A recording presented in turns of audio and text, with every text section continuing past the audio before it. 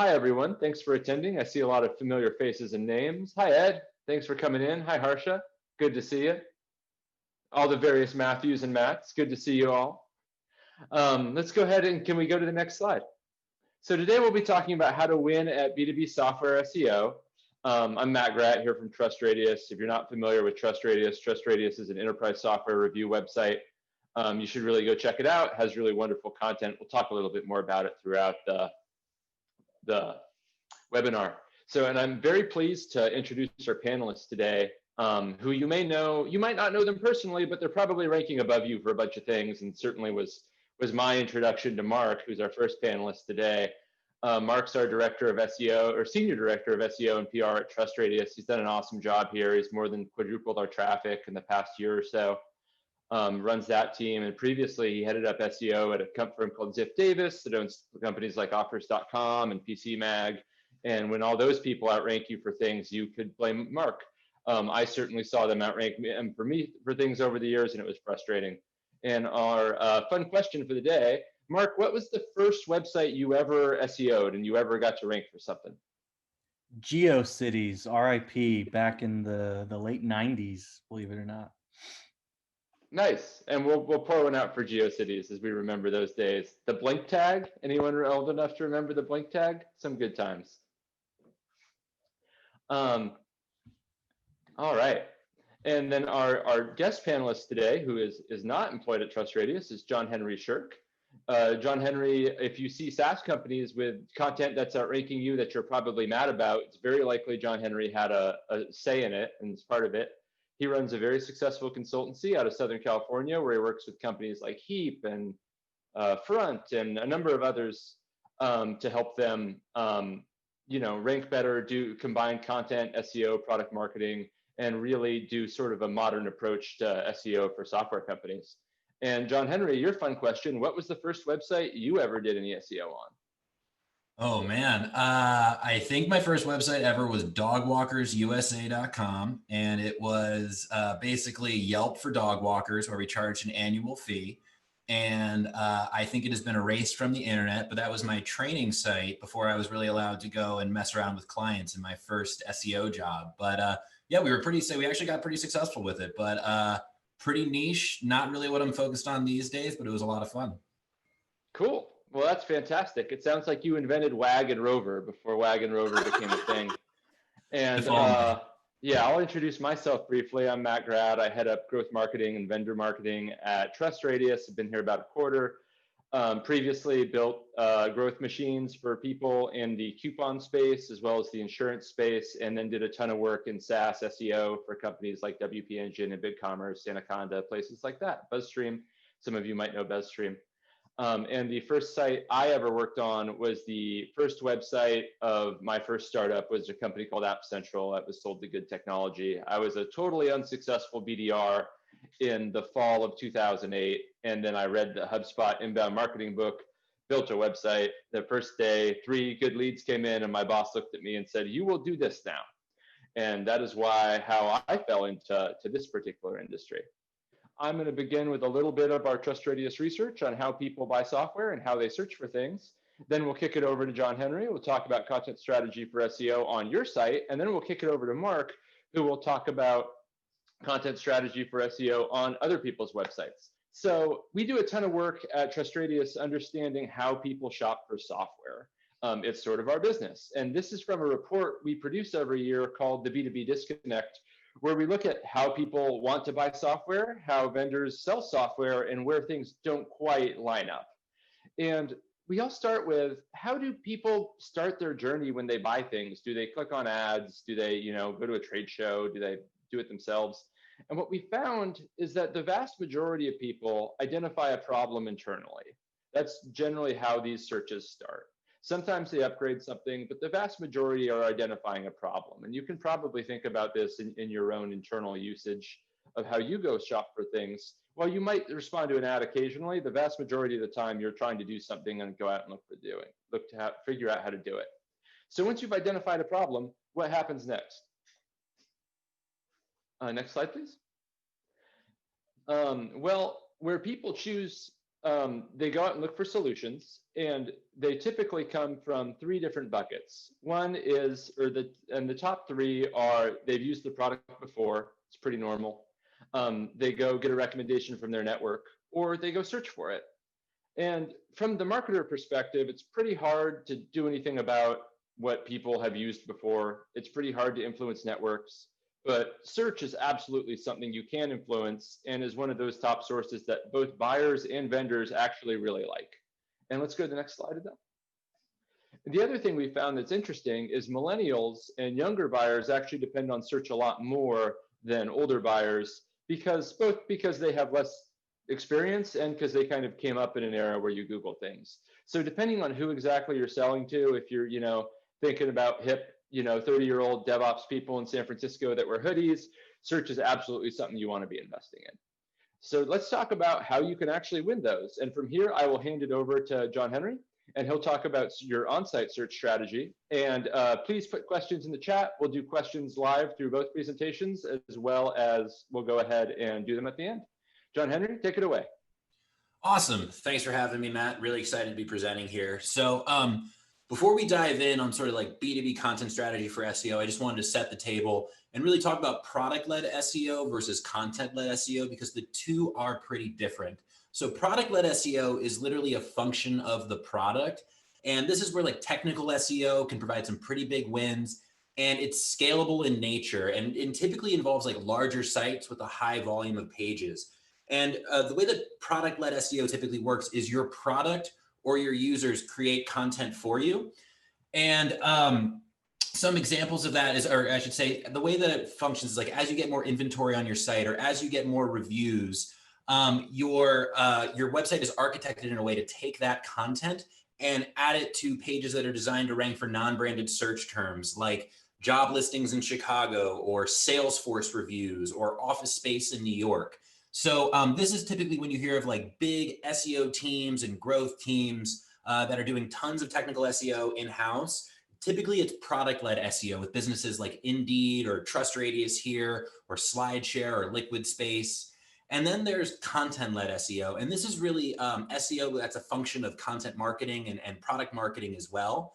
And really the focus here is on mapping the buyer journey to content and keywords. And you can also do sort of like some brand as publisher stuff and try and get like really high traffic terms and rank for really everything that like potential users, like end users and buyers and stakeholders would rank for. But in my experience, where the bulk of the revenue generated from SEO comes from is from mapping the buyer journey to individual pages that rank for specific keywords.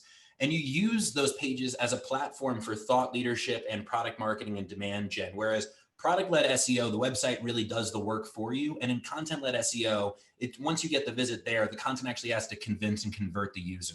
And some examples of folks who do this really well are Shopify and Zendesk and Atlassian, and really like the OG HubSpot is phenomenal at this. But when it comes to mapping your purchase journey, like where do you really want to start? So where I like to start first, if we could hop to the next slide as well. You want to start really just making sure that you have your brand covered. So what I like to do is pop in your brand name and just press space and see all the auto suggest. In my opinion, auto suggest is like the absolute source of truth for the most recent ways people are searching for your product. So you want to make sure that, you have a pricing page in this instance, or that you have a support page that works for both people who use your product today that are trying to get support and potential customers that want to understand what your support is like, or that you have a guide to using your product, or that you have a page that summarizes your features. If you don't cover your bases here, you're going to be giving up this traffic, which is pretty much a layup in the world of SEO, to third-party sites. So once you have your brand covered, then you want to move on to really going for the bottom of the funnel. And what I like to do is just attach little verses to your brand name, press space, and see all of the people that, all of the competitors that potential customers are comparing you against.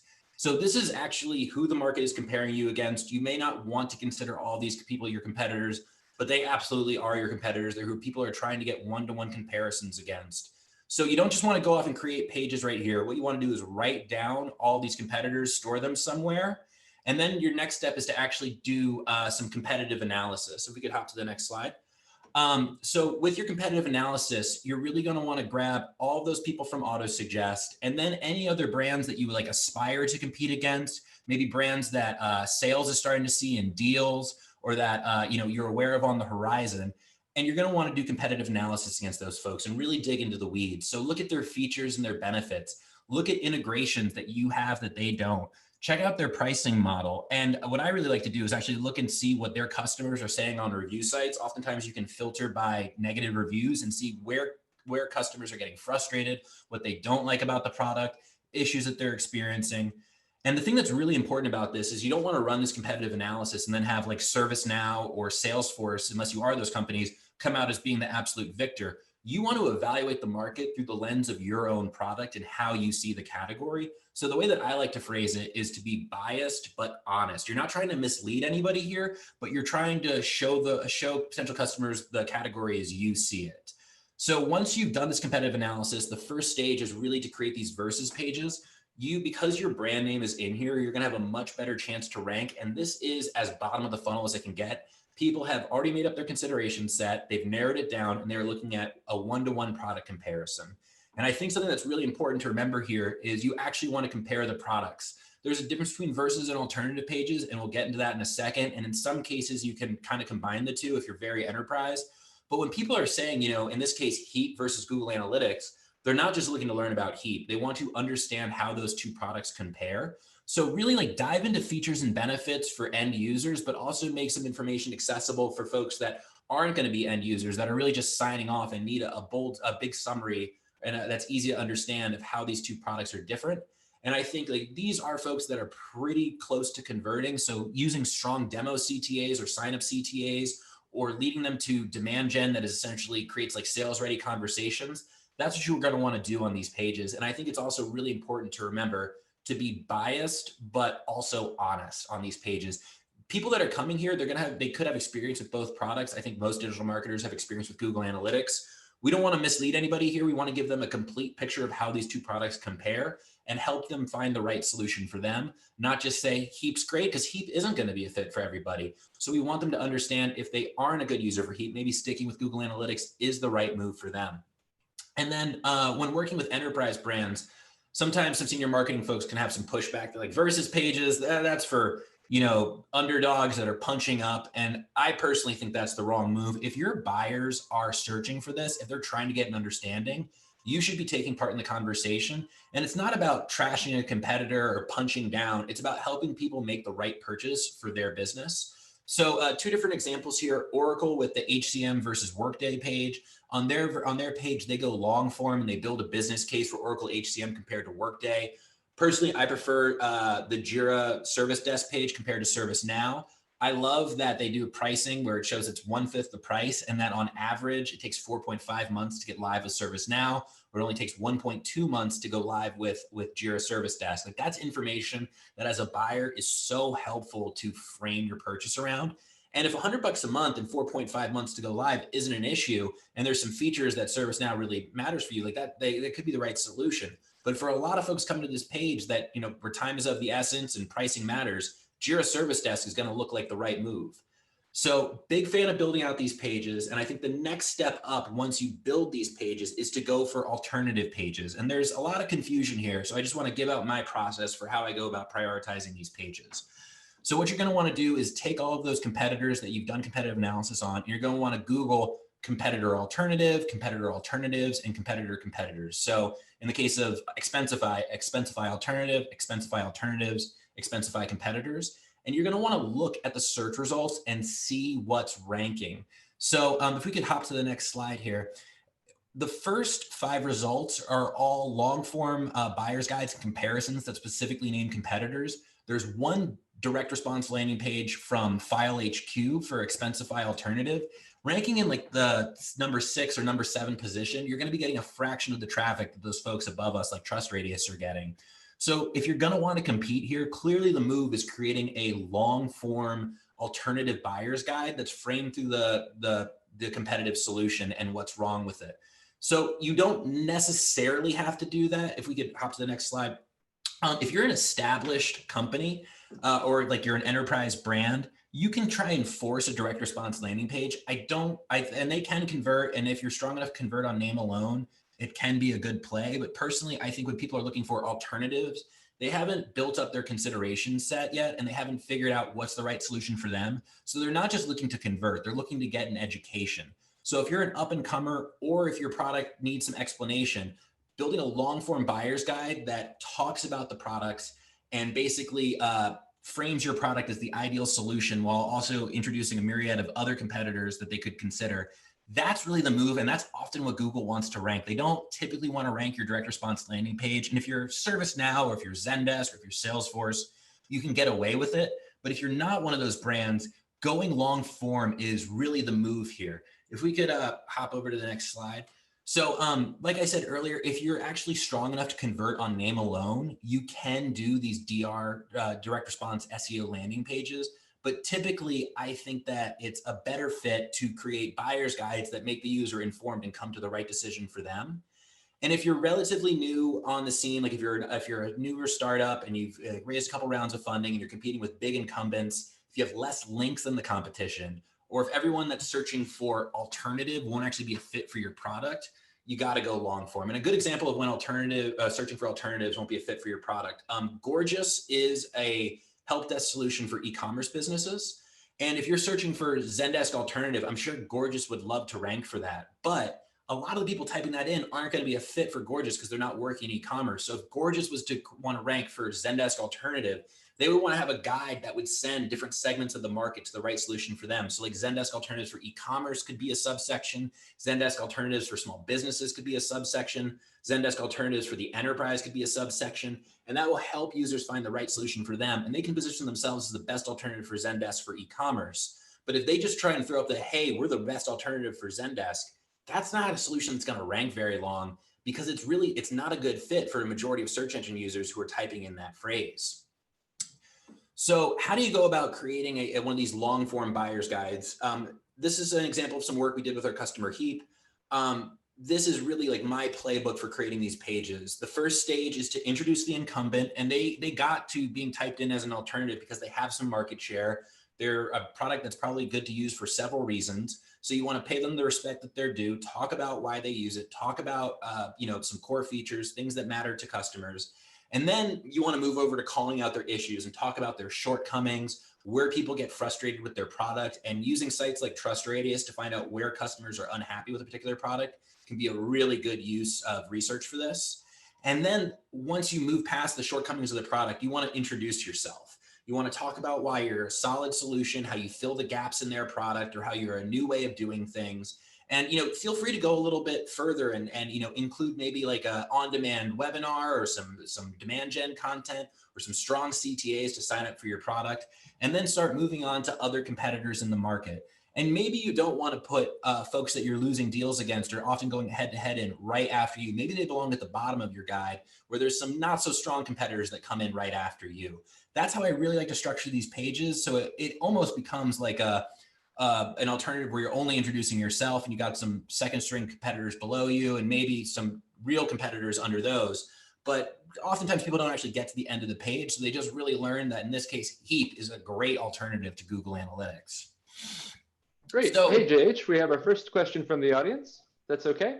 And this might be the next slide. Hey, John. So question from John. So this is a great process if you're the up and coming brand. If you're the incumbent brand, what should you do? So I personally think helping the users make the right decision for them is the right move. I like to make informed users who can come to a sales conversation understanding what the product does and how it's different. If you are the incumbent brand, if you have a ton of site authority, you can, kind of do the Zendesk play where you go for these direct response landing pages. But personally, I'm a big fan of buyer's guides that allow us to frame the entire market and actually talk about like how our product compares to other products, rather than just like throwing up a form and saying, hey, convert with us and get on the phone with sales. I think people are looking for information online. And if you don't give it to them, if you just throw up a form, they're going to go to other sites to get it. And that's not always bad. It's fine for them to look at other sites. And that's why it's important to manage your reputation on review sites like TrustRadius. But typically I don't like the solution of either convert or get out of here, because I find that oftentimes people aren't ready for a sales conversation and they're just going to leave. So, and you can kind of blend it. You can have the direct response up top if you're an incumbent, and then kind of do the longer form stuff below it. I think Zendesk does that pretty well on some pages. But typically I err on providing more information than less. And I think that comprehensive content typically outranks the direct response stuff over time. Like if you look for some of the core queries that a company like Zendesk or ServiceNow or Salesforce try and rank for with those direct response pages, usually longer form content is outranking them, and they're in like the 3 to 4 position. Rarely will they be in the #1 position with a thin page that's direct response. Cool. Does that answer the question? Awesome. Yeah, that's great. Awesome. Can we pop to the next slide, please? So we're going to go one step up the funnel here. Instead of when people are looking for like alternatives to solutions and versus pages, when they're typing in like category software terms, so like email marketing software or professional services automation software or something like that. When most people are searching for your category and like appending like software or tools or platform to it, they aren't ready to buy. They're trying to build a consideration set. And like really, this is a reoccurring theme. Most search engine users, they're looking for information. They're not looking to just like hit a landing page and buy. And also they're looking for information on more than just your site. So this is your chance with these types of pages to get potential buyers to self-educate to the point where they think your unique features and your unique capabilities are table stakes for the category, where if they go with a solution that doesn't have some of your features, they're going to be missing out and have an incomplete ability to execute on whatever it is that your solution does. And just going back to it, like Google wants to rank comprehensive, helpful, informative content and not your DR landing page. When I was at WP Engine with Matt, we at a time, I'd say like 5, 6, 7 years ago, ranked pretty well for managed WordPress hosting. But if you go and search for that phrase now, it's all long form guides that help people make a decision on what's the right host for them. So I think over time, as the space gets more saturated, or as more people start writing about your space and building buyer's guides, you're going to have a harder time ranking those direct response pages that are usually pretty thin. And if you're, again, like asking, like if you're in the enterprise, if you're an incumbent, you can try and do the DR stuff up top and have the long form guide below it.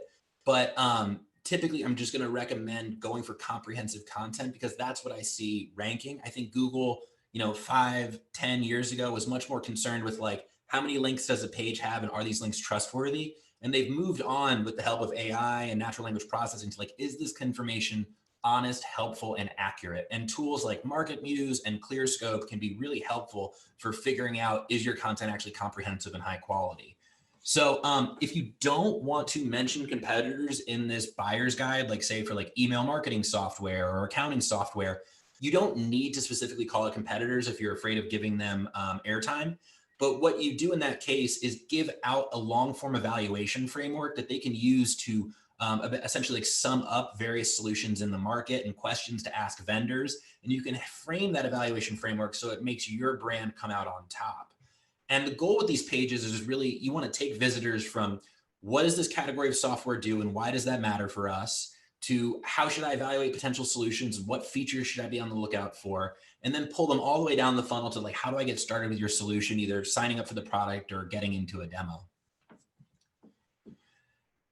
Great. We got a couple of questions from the audience. We'll try to hit them real quick. Suggestions for CTAs on those pages, email captures, put them right in the product. What are you thinking? Yeah, so that's really going to depend on your product. If you're doing like some like if you have a freemium solution, like no credit card required, and you can let people get into the product, I would go for that and get people's information. If it's like something that has a longer implementation process, or it's like a custom fitted solution, I would go for I think asking for demos only in that case can be kind of tough. So I like doing some type of demand gen asset that is typically like a sales enablement piece, like a evaluation framework or a long form buyer's guide or a Gartner report, if you have those on Access, or if there's a TrustRadius report that you can give out. But I'd say that that's really going to depend on how how easy it is to get into your product versus how many roadblocks you have before people can hop in there. And there's various reasons why products can't just let you in immediately. So that's going to be more of a fit of like, how easy is it for users to onboard? But I typically do recommend like strong demo CTAs in case people do want to get in that. There's nothing I like better than a big brand saying like, please show us your software. But, you know, I kind of like to do like sort of a follow-up of like, hey, if you're not ready, like get the buyer's guide sort of below that page for people that are really engaged in scrolling. And also, there's no one size fits all answer here. You're going to need to test your way to success. So if you find that your CTAs aren't working, swap them out, try other stuff. But really, it's about getting that traffic and optimizing that machine so that it does generate actual pipeline. You know, if your pages land and they're getting traffic and they aren't converting, it's time to switch up those CTAs and try different calls to action or different demand gen assets so that people do opt in. Fantastic. And one more, any other ideas for how to promote these beyond waiting for them to rank? And I would say paid search, probably the best way to skip the line here. Any other thoughts? Yeah, sorry. Go ahead, John. Take it first. Yeah, so I saw someone chat something about the hub and spoke model here. What I like to do is build out a central page and then link to these alternative pages from like a main hub page, like /compare. And then on your buyer's guide, linking, so like your buyer's guide for like, you know, email marketing software, expense management software, linking to those alternative pages when you mention competitors. That's another way to get cross links, or excuse me, internal links to these pages. Whoever asked, you are very right. These pages are hard to build links to. They're very self-promotional. So incorporating them in internal links is really sort of is the move that I go with here often. Yeah, so I'll just add on top of kind of the SEO strategies John Henry mentioned, and then paid search. You know, we'll talk a little bit more about this later as far as the value of TrustRadius, but we sell this data. So this is something you can use us for as well, to find your competitors that you do have these pages for, see who's visiting those pages and target that audience. So you can extend to paid ads beyond paid search as well to find the people who are researching these and then put this content in front of them that way. Nice. Fantastic. And then just to play time cop, we're 29 minutes in. Okay, I'll wrap this up real quick. So we're going to skip over the middle of the funnel, and that's typically about like features, customer pain, and like actual problems that your product solves. And that's more about like getting into workflows with templates and evaluation rubrics and worksheets for people that aren't really sales ready yet, but could be customers of tomorrow. But something that I really focus on is capturing like the what is stuff. So like, what is product analytics? What is email marketing? What is expense management? Sometimes with talking with some senior folks on the phone, they can be like, that what is content? It's so basic, right? Do we really want to be creating that? And I think you absolutely do. And this is really your chance to frame how people think about the category when they're researching it online, so it aligns with your views. And this is your chance to articulate your point of view on the category, what's wrong with it, why you're building what you're building, how you are changing the category, issues with the category that you help address. And I also like to think of this as for like more technical products, like for, you know, Matt mentioned DevOps folks. If you are building like a DevOps solution, defining DevOps in a way that it works for non-technical stakeholders who need to sign off on the sale, that is really a great use of this type of content. And so with this, you want to take users from like, what is this and why do I need to care, to how will it actually help us, all the way down to how do I get started. And folks typing that in, they may not be ready to, but some folks may actually be able to go fully through the funnel right there from what is it to how do I get started. And I think just one thing to think about is this isn't a checkbox just to like knock off that like a junior person on the team can crank out in a day. Like this is really how you articulate your thoughts on the category. It's like product marketing should be involved. Maybe leadership should be involved, but this is you planting your flag on your views in your space. So this is something that should take some time and some consideration. And because every webinar about SEO has to come with like one good hack, I wanted to talk about just putting the definition of the actual concept in a separate div. This is something that's been pretty powerful for me. I didn't invent it. I'm stealing it from HubSpot, but you know, they give out a lot of tips for free. So what you want to do is put in like a subheading, the question, like the what is your category, and then define it below. And having it in a separate div, it makes it very easy for Google to sort of suck it up and spit it out in the featured search results. And you can see that right here. I love the title tag, BI portal, engage your business users with BI and data. This is one of our customers' metric insights here. And this allows them to define the concept for folks, but also talk about the, like hint at the value that you get out of the solution. So putting the definition in a separate div that's separated from the rest of the content. And then right below it, it starts building out the business case. Like, why do you need a BI portal? This is exactly what I want people to see when they land, when they're typing in like, what is BI portal? So just a little hack there about separating your content and structuring it so that Google can easily understand the question and answer, and then hopefully display it in the featured results. With that, Mark, I think I'm going to pass it on over to you. Yeah, awesome. Well, Mark, now we're going to talk a little bit, and we have lots of great questions. We're going to hit them at the end. There's a bunch I like. The what do you do when your SaaS, the name of your SaaS company is also the name of something else is a great one. We'll hit that one. Yeah, but Mark Barrera of TrustRadius will take it away, and we'll talk about SEO with review sites for SaaS companies. Awesome. So yeah, John Henry essentially described the places that you can go and how you can win, but the sad reality is that in many cases you can't, for many reasons. Maybe you're up and coming, you don't have the domain authority, you don't have the links, but beyond that, maybe Google is just favoring review sites such as TrustRadius for those queries. So this is an example that John Henry showed earlier, but this Expensify alternatives. As you can see, this is very crowded by all of the review sites. Some of the vendors, some of the brands can get their products here, but it's not always the case. So some people will refer to this as barnacle SEO, or there's a lot of other terms out there, but ultimately it's looking at who is ranking and is there a way for you to do better and expose your brand in those places. And so that's what I want to talk about a little bit here, because ultimately there are ways that you can do that. So in the case of TrustRadius, we rank on a lot of these terms that he's discussed, and you push this content out, you're not seeing success. What do? Well, you come work with those review sites and you figure out the ways that you can increase your presence. And sometimes you don't even have to work with review sites in a paid nature. And what I mean by that is just driving reviews alone tends to allow you to perform better on the review sites. The more reviews you have, the more they're going to rank, the more eyes they're going to have, the more their algorithms are impacted by those eyes, the better placement you're going to get on category pages. So here's an example showing a screenshot of our category where Expensify is shown, and they do have good placement on that because they are driving good quantity of reviews. And so what happens there is that people discover products through these category pages, and the algorithm that works on our end will then say, okay, these are being researched because people are clicking on them and looking at them. So therefore, we're going to allow these to show better in the comparisons or in other places in our site. You'll also see this little compare button for the products.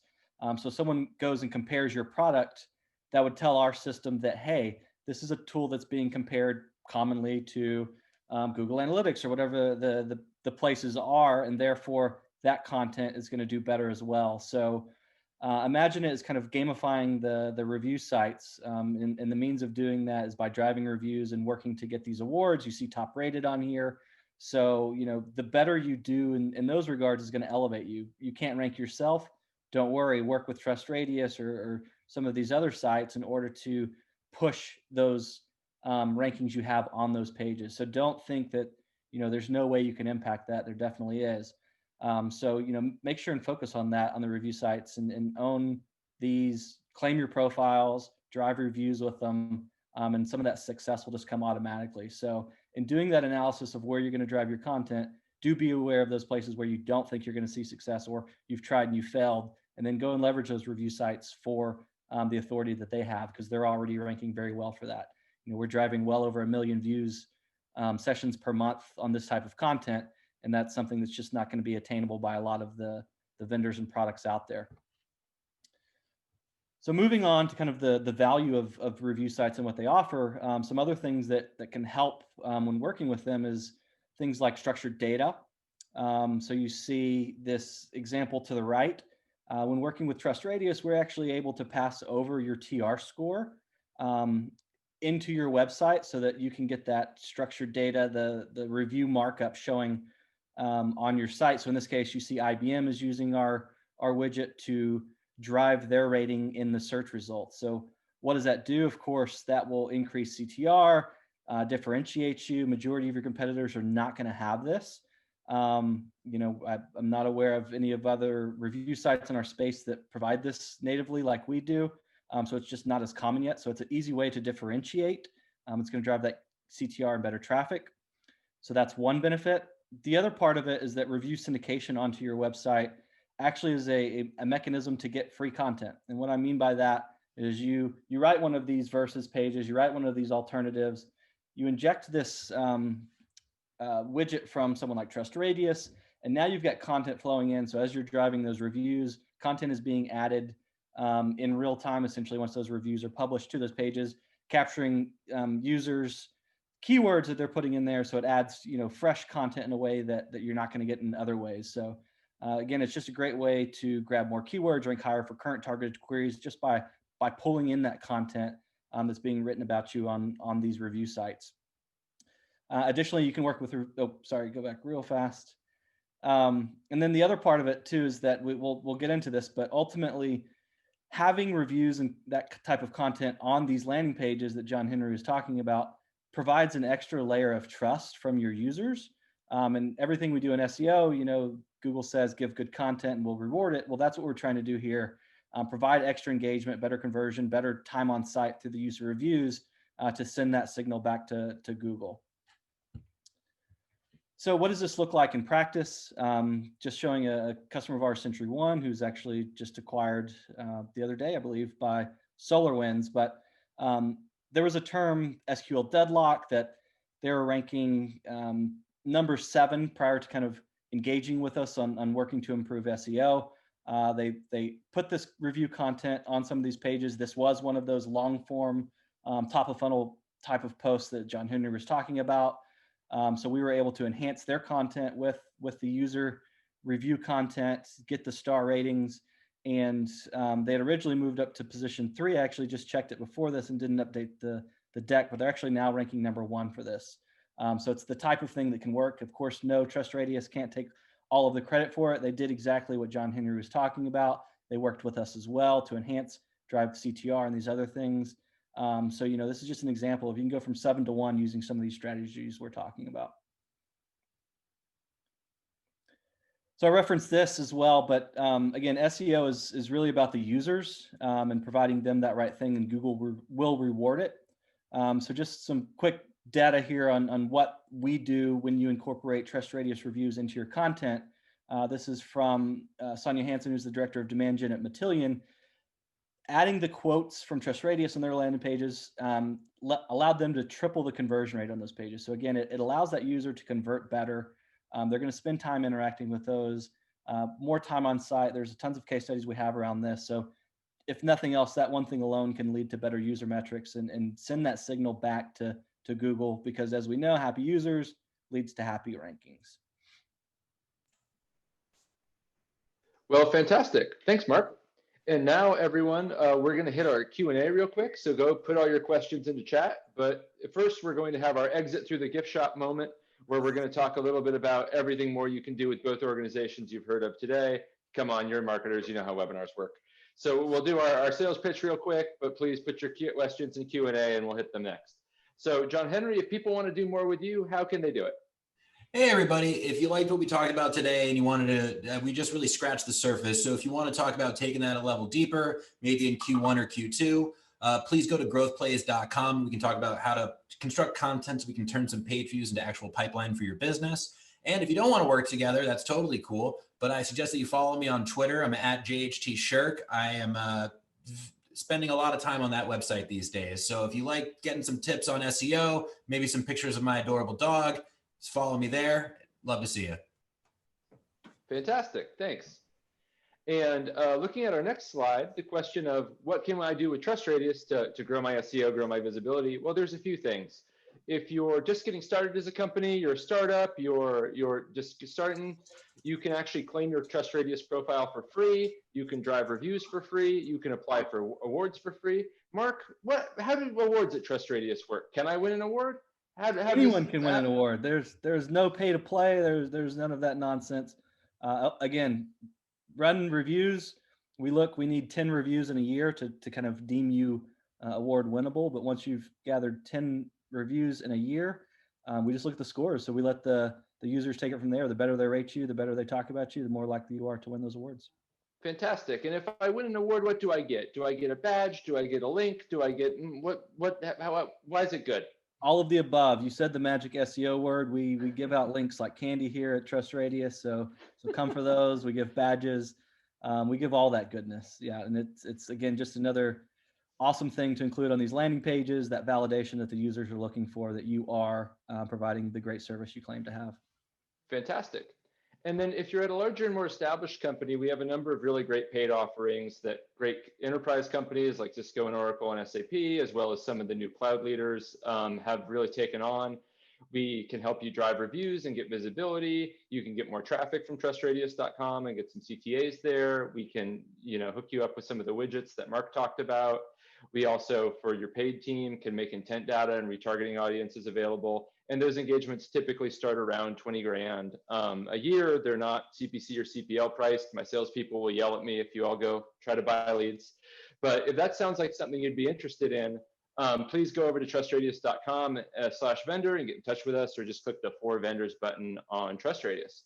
So now we'll do Q&A time. So I'll start with some of the questions. We'll start with the first one. And then the rule here is you're not allowed to say it depends. If you say it depends, you have to say what it depends on. So we know how SEO people are. So our first question is from our friend Zeph. Hey, what's up, Zeph? How are you? Should SEO live on the product team or the marketing team? And he also does not want you to say it depends. So I'll jump in first and say, Mark, what about the third option of neither? I've had it operate outside of all of those. Some companies set them up as a center of excellence so that you're feeding recommendations out to all of these and working collaboratively among those. I've seen operations teams own it. So I will stop because I'm trying to use these words that I'm not allowed to use. So don't forget the third option. You can say what it depends on. That's allowed. Whatever fits your organization best but there are multiple ways to structure that. All right. JH, thoughts? Yeah. Product marketing somewhere else? If you're doing content-led SEO, I think that SEO should be a function of like the content team and maybe like a technical person on that team. But really, unless you're at massive scale, it's really going to be an effort of pushing out more pages and making more great content. So I would want to own SEO with content.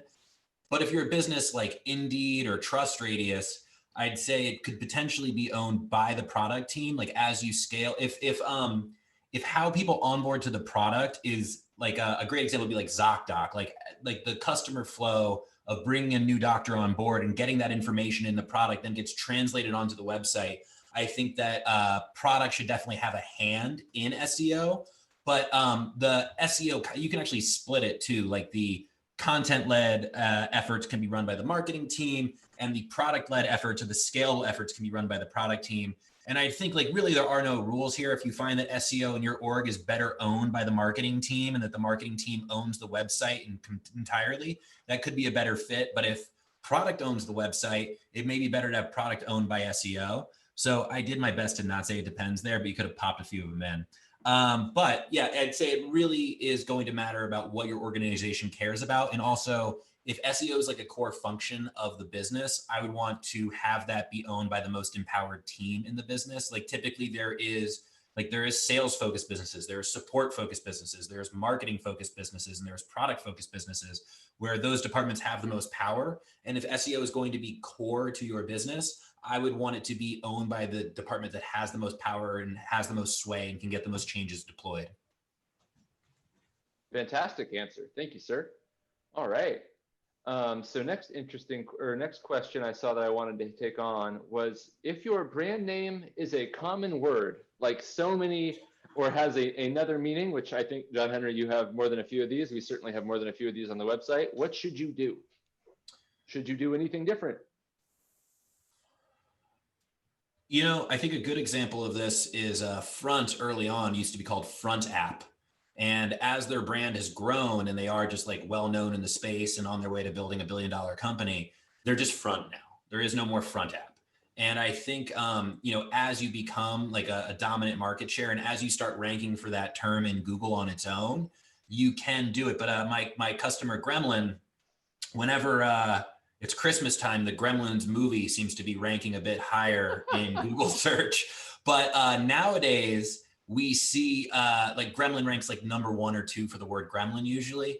And so it's about building your brand and then actually having, like, when people search for that term, trying to go there and not trying to see the Gremlins movie. This was back in a former life when I worked on coupon sites. Rebecca Black Friday music video really screwed up the Black Friday search results. So, you can't always get away with that. But I think having a modifier next to your brand, like with Front, they did Front App. With Gremlin, it was Gremlin Chaos because they do chaos engineering. Having a term that people can easily understand, like a modifier that just makes you pop up there, that is what's going to be is very useful. And hopefully over time, your software product becomes so well known, your brand becomes so big that you just rank #1 for that. And like the Gremlins movie is nowhere even on your radar. It's a great movie though. If you haven't seen Gremlins, you should absolutely watch it this holiday season. And I'll just add that I think everything you said is right. And I think the visibility you have in the market matters, because remember that Google is looking at what are searchers looking for and what are they expecting. So if they're not looking for you in that context, a million times they're looking for the real Gremlins, and they're only looking for you 5 times, Google's not going to expose you. So there's also a time and a place based on the awareness of your brand to do that. The alternative is to rebrand. Cool. Well, thanks, guys. Let's see. What sort of tools and type of writing briefs help you create the content that has the ability to rank for compare pages versus pages? This was actually a question and is not an ad for anyone's service. Although it comes very close to being an ad for a number of things. Yeah, so when it comes down to, okay, I want to do this, what should I do? How do I take that next step? Thoughts? Mark, you want to take this one? Just do it. There's a couple of ways. If you are buying paid, go buy the terms and find the volumes and figure out priorities from that stance.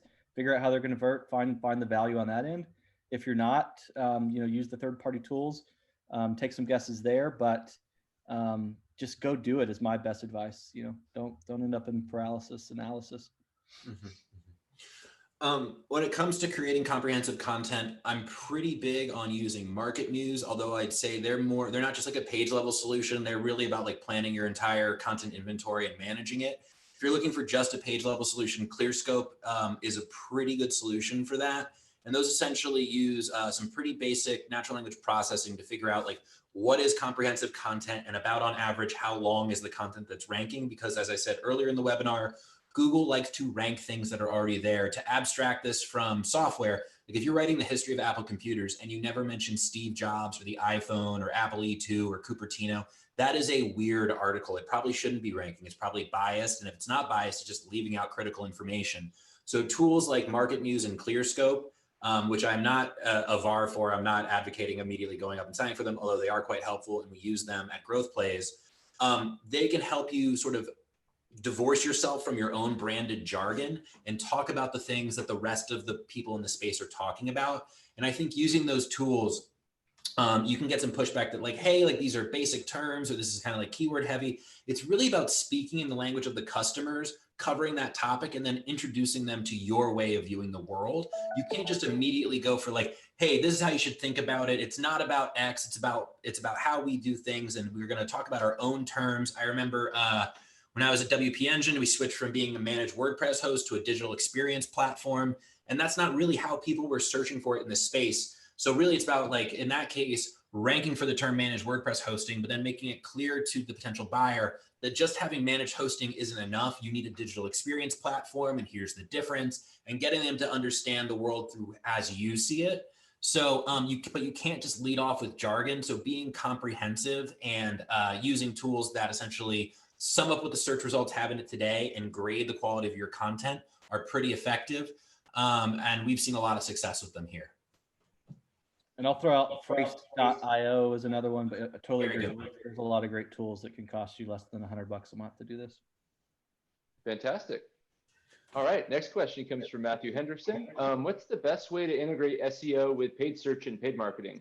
Some natural fits come up, some things are a little more disparate. How should we think about, how should we go work with our friends on our direct marketing teams? So I referenced this earlier, but again, you can go use the paid right away to figure out the priority of these in some ways, test it out, understand how they're going to work for you. As John Henry mentioned, figuring out what format, where do you put these CTAs, all that. Paid's a great way to test all of that and make it live in organic. The other side of this that I referenced that again is kind of a more advanced when you're working with someone like TrustRadius though is I saw another question's kind of related, you know, solo founder starting off, what do you do? The alternatives are a good place to start with some of this because your brand, they're not comparing someone versus you yet, or, you know, you're not really known as a mover in that category. Working with a review site and saying, hey, show me everyone on your competitor page of your product and allow me to retarget them and push that content right at those people. That is the easiest entrance into some of this. You don't have to wait on organic to take place. You don't have to guess who it is on the paid search side. You're actually reaching the audience that is researching the competitor that you care about taking share from. Yeah, I'd say if you don't have the data that TrustRadius has on hand, paid can be a really good way to get an idea of volume, because I recommended essentially using auto-suggest to figure out where your competitors are or how people are comparing you to different solutions. But there's no telling when you do that what the volume is going to be. And I know that there's tools like Ahrefs and SEMrush out there. But in my experience, because I'd say we work with a lot of like mid-market and like enterprise brands, they aren't loading up on Chrome extensions that then resell their data, and they're not using like no one is typing in free VPNs for the enterprise buyer. Like that's how a lot of that data and that keyword data and that clickstream data gets resold. JumpShot got shut down a while ago, and that was powering a lot of the third-party SEO tools. So the data is staler than ever. We saw Ahrefs try and launch like Ahrefs webmaster tools, which kind of asked you to opt in and give them all of your webmaster tools data, which I personally wasn't a big fan of. So I don't think that there's really a great source for search volume numbers until you're on the board and getting it from Google Webmaster Tools. But you can use paid to shortcut that and figure out how are people actually searching, where can we get impressions in paid search, and then plan and prioritize your SEO content around that. And then also, I think with you know, the more competitive pages, bidding heavily on those if you know you're not going to rank for some time. If it's like Zendesk alternatives, there's a lot of people going for that. So honing in on that on paid and figuring out what messaging works to convert users on paid as you're waiting for these SEO pages to rank can be a really effective, like almost like a feedback loop of what's working on the paid side and how can we transfer that over to the SEO side, because paid is live the day that you push the campaign, whereas SEO typically does take some time, even if you're an incumbent, to rank. So you can kind of take those learnings on the conversion side and feed them over to the organic side.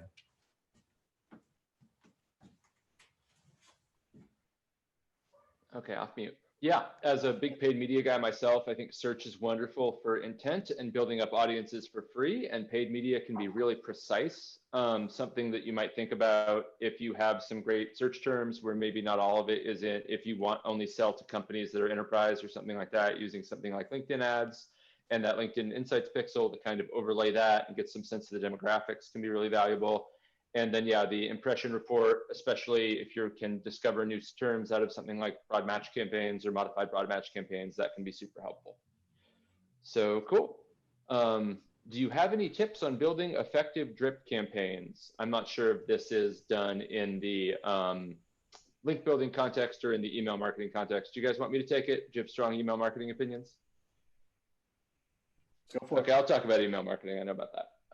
So the key thing here is to really focus on, one, getting the right people in your drip campaign, and two, getting them engaged as soon as you possibly can. The woman that leads growth at Morning Brew, whose name I don't remember, I put this piece on my LinkedIn, has a really great piece about how they grew, and they really specifically looked at actives over time. You shouldn't try to run the business just off the metrics out of your ESP. And you should try to get as close to business metrics and as close to true engagement over time as you can. And also just looking at the longitudinal performance of people that enter the drip campaign, I think is key. And then beyond that, try to be interesting, try to get people engaged as soon as you can, and try to be valuable. So that's what I got there. Can I? What? Yeah, go for it. We kind of skipped over the middle of the funnel, but I think that's really about like finding people that are in pain but aren't necessarily articulating solutions. So one of the most powerful like drip campaigns I've ever seen was at WP Engine. We had a speed test tool, and that is basically like if you are looking to do a speed test on your WordPress site, it's typically not because it's blazing fast. That may be people that are just like trying to show off and say like, hey boss, see how fast this is. But most of the time, those people are experiencing a slow website. And at WP Engine, they built out this amazing drip campaign. It was basically like a 10-day course that showed people all the things that they can do to speed up their WordPress site. And it progressively became more and more work and became more and more technical. And then when you got to the end of the drip webinar, it was just, or sign up for WP Engine because we automate a lot of this for you, and our platform takes care of it. So I think with drip campaigns, it's about educating people about all the work they would need to be doing manually and offering them some free value up front, and then and understanding what their pain and need are. I think another really good one is from Pillar.vc. They're a VC fund, and they have a term sheet grader that asks, like, goes through all the standard terms in a term sheet if you're raising a seed round. And it basically asks you to grade, like, is this aggressive? Is this neutral? Or is this founder friendly? And if you go through and you realize like your term sheet has had a bunch of unfriendly things in it, getting a drip campaign about like what should be in your term sheet, who you should be looking to raise from. And by the way, you should have a meeting with Pillar VC because we might be giving you a more founder friendly term sheet. Like, that is the move here. So it's about understanding when people are in pain and then progressively messaging them about their pain and getting them to see how you can be a better solution for them and stop all the manual work. And one other thing, just to talk about pain, we haven't talked about it. I know we're talking about net new customers, but don't forget about the churn aspect of this too. Sometimes people are researching alternatives to you, and you want to know that. And when you identify that, be ready to reach out to those people to activate them and show them the value of your products that they may not be aware of before they churn. Absolutely. Okay, let's do 3 more. I saw there's been some themes that have come up in multiple questions. So we'll do just getting started, we'll do international, and then we'll do one more. So answer your questions, or I'm sorry, please ask your questions so we can get you on as last question. And then Josh, I see you raising your hand. We're actually not going to call on people that have raised their hands today, so you don't have to put on your Zoom shirt or worry about being on camera or anything. Just go ahead and put your question in the questions box. So a couple people have asked us about international. And how should we approach SEO in different international markets for this stuff? And then if you're in Europe, can we do just all the same things we just did? What should we do there? Mark, I'll let you take this one. Yes. So TrustRadius gets traffic from all over the world. In essence, the same strategies work. Sometimes, keywords are different, but there's 2 sides of it. English language is going to work worldwide. And then if you're localizing to those countries, just make sure and you use your href lang, but strategies, structure, all of that applies no matter where you're doing this. Yeah, I've seen big wins from translating sites and putting them into various languages. Mixpanel does a really good job with translating their site into different languages. But if you are doing if you have a sales assisted sales cycle, if it's not just like a self sign up product like a FreshBooks, but if it's like say like a WP Engine or like a Marketo or a Pardot or something like that, I only really would prioritize translating to language where we have reps that are willing to take deals. Like, it's pretty tough to sell into a company in Thailand if all of your reps are in the US or in Israel, where it's a really tough time zone, and the support's going to be sort of like the graveyard shift and take longer to get back to tickets. So I want to prioritize that around the business. I don't just want to think about like where can we get search traffic, but really like where can we actually support deals on the SaaS side. So really like mapping it to where you have offices, I think is like a really solid move. When we were at WP Engine, when we opened up the UK office, that's when we made the UK WP Engine page. I'm not sure if that's still up, but really mapping it to where you have sales coverage, I think is the move there. And one other kind of hack too is that you can set up analytics to track how often your content's getting translated and find the countries where they're discovering your English language and actually translating it. So that's another way to kind of say, aha, they really wanted that language, and then follow the formula he just described of if it's relevant, and yes, I am going to prioritize that one over somewhere else to translate. Yeah, that's an awesome one. I haven't heard that one before. And then for languages, subfolders or subdomains, just because it wouldn't be an SEO webinar if we didn't talk about subfolders versus subdomains. I'm a single domain fan. Okay, subfolders. All right, and so we had another theme, which is for sort of the earliest stages. If we're just getting started, where should we start? If I'm maybe at a smaller company, I don't have many resources, maybe sub 10 people. Should I start with versus? Should I start with alternative? Should I start trying to map out the category? If I'm just in the most nascent stages of my software company, what should I be doing? Do you want to take that one or start on that one, John Henry? Sure. I think one, articulating your viewpoint on the market is pretty important, and being able to have something that people can point to, even if it's not going to rank today, is important. So I would want to throw those buyer's guides and and that what is content early on. And honestly, the faster you get stuff out there and published, the sooner it has a chance of ranking. It's something that you don't want to put off for too long. That being said, with like versus pages and whatnot, because those are typically, unless you're going to be using them for sales enablement, which is also pretty helpful. Like I love battle cards. I would want to go for folks that like aren't that competitive. You know, like ranking for Zendesk alternative is going to be very, very difficult, but ranking for like Happy Fox alternative, which is a down market solution, which doesn't have near the amount of market share as Zendesk and doesn't have as many people searching for it. That might be where you want to prioritize your efforts instead of shooting for like the absolute biggest folks in the space, trying to pick off potential customers from folks that maybe they're not the best products. I've never used Happy Fox. I don't know anything about that, but and not trying to imply anything there, but I'm just saying, not setting your sights on the Goliaths in the space and trying to pick at people in your own weight class can be a move there to try and actually rank against those folks, because you're just not going to see as many people creating versus pages and alternative pages for those smaller brands. So when you're first starting out, fighting in your own weight class is pretty solid. And then when you can invest more in content, that's when you want to start punching up. But I'd say when you're strapped for cash, like investing in SEO it's not the channel that it was 10 years ago, where it was like, if you build it, they will come. It takes a lot of effort. So I typically don't recommend, if you are trying to figure out, like, should we be investing in product marketing, or should we be investing in SEO, or should we be investing in community? That's really going to have to map to your overall marketing strategy. And if SEO is some ancillary channel that's just sort of icing on the cake, it's probably not worth your primary focus. Like, get a few of those pages out that you think are critical.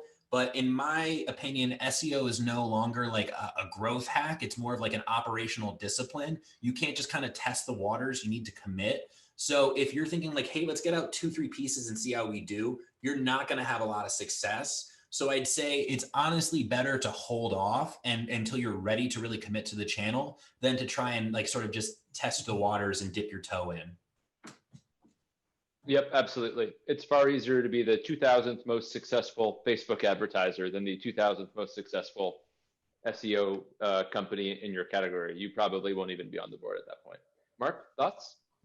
Yeah, I agree. I was going to say, I think, to some level, there's core category content you have to create that may not rank to his point. And so I would say, until you have the authority and visibility in the market, work from the bottom of the tail, get the easy non-competitive terms wherever they fall across any of these templates. Fantastic. Thank you, sir. All right, last question. So we'll give everyone 10 seconds to type in their best last question. Anyone? Bueller, question time? No? John Henry or Mark, are there any questions you'd like to ask? What would you like to know that the other one thinks about something? While you're thinking, what's the future? What's the big change coming that no one's thinking about like they should be? Good question. I do think that there's a lot of duplicative content out there, and we've really started to optimize for like these topic clusters that basically everyone kind of repeats what they're saying and then creates another page that's pretty duplicative of like what they've already said, but just phrased a slightly different way. And there's a lot of regurgitating the same ideas. I think really what's going to be the future is the search results are going to be held down by people that either have the best information or can give out the best information. Like if you look at SaaStr, the Jason Lemkin blog, like that blog is successful because that guy knows things. I think the days of like someone who's a year out of school that doesn't have a lot of product experience and doesn't really know the customer owning content for you is done. Like it's just, like the internet is demanding expert level content. So the days of novice or like noob level content holding down the search results, I think that is going to fade. And SEO on the B2B side is really going to be an exercise in product marketing more and more, because I think as I see, like the trend that I see is these direct response pages are ranking less and less well over time. So utilizing long form content that makes people see the world as you do is going to be sort of the big change that I'm seeing. And the only other option for that is if you're like a TrustRadius, where it's like your data is unique and you have unique insights that you can give out as a function of your product. That kind of stuff is absolutely going to continue to rank. But the junior marketer banging out a what is business intelligence post and hoping that'll rank, it's going to go to the experts. It's going to go to trusted, authoritative people. It's not going to be something that just isn't really written by expert level folks and holds down rankings in the future. I think we're going to see more of like the SaaSter, Jason Lemkin style content of actual authoritative knowledge holding down the search results instead of like half-hearted attempts from brands. Love it. Great. And we'll do one more, just and then give everyone their time back. We're past the hour. So what's your take on posting content on Quora and sites like Quora? Should do it, shouldn't do it, high focus, low focus? So I'll just quickly say, it goes back to what I referenced earlier. Find who's ranking and don't be scared to go there. An example I see commonly in the B2B space is pricing. Companies that don't want to display their pricing, it's going to get talked about on Quora. It's going to rank on Quora. So yeah, it's another place that you can practice kind of that leveraging others. Yeah, not to push tool providers here, but Ahrefs has this really handy feature where you can essentially upload all the keywords you want to rank for and then get an idea of who has market share for those keywords. So if you see that Quora owns like 3, 4, or 5% of the market share for all the keywords that you want to go for, you should absolutely be there. You know, if they're not ranking, it may not be the best use of time, but if you see that they have a bunch of traffic, go for it. When I was at DocSend, the CEO, Russ, became one of the top contributors of Quora. And I think it was like, how do you password protect a Google Doc? And that converted, this was years ago, so I can give this out. That was converting at like 16%. Like you can create pathways to the product on Quora when people are looking for problems and solutions that your product solves for. So I'd say Quora is really valuable if your audience is there, but don't just go like posting stuff on Quora if that's not where your audience hangs out. If they're hanging out on SHRM, the HR provider site, like those are the forums you want to be in. If they're on growthhackers.com or Product Hunt, that's where you want to be. So it's about seeing what's ranking and where your audience is and taking part. It's not just is this site good or bad? It's where do our buyers hang out and how can we communicate with them? Well, cool. And with that thought, we will draw to a close. Thanks everyone so much. If people want to hear more from you, Mark, where should they go? Google me or at TrustRadius. I'll respond and see it there as well. Fantastic. And JH, if they want to hear more from you, what should they do? Yeah, go to growthplace.com if you want to talk about a potential engagement. And if you just want to hang out and see some cute dog pics, you can go to Twitter and look up John Henry Scherck. It's JHT Scherck is my Twitter handle. Would love to hang out with you there as well. Fantastic. And please go to TrustRadius.com, check out our many great offerings. In the unlikely event you want to follow me, I promise cute dog pictures as well. You can follow me on twitter.com/MattGrad or the same on LinkedIn. My LinkedIn's getting a little better than my Twitter these days, but I try to keep it even. All right. Well, thanks everyone so much for attending. We will send a recording and some additional resources and a deck out to everyone. And I really appreciate you taking the time to be with us today. Bye.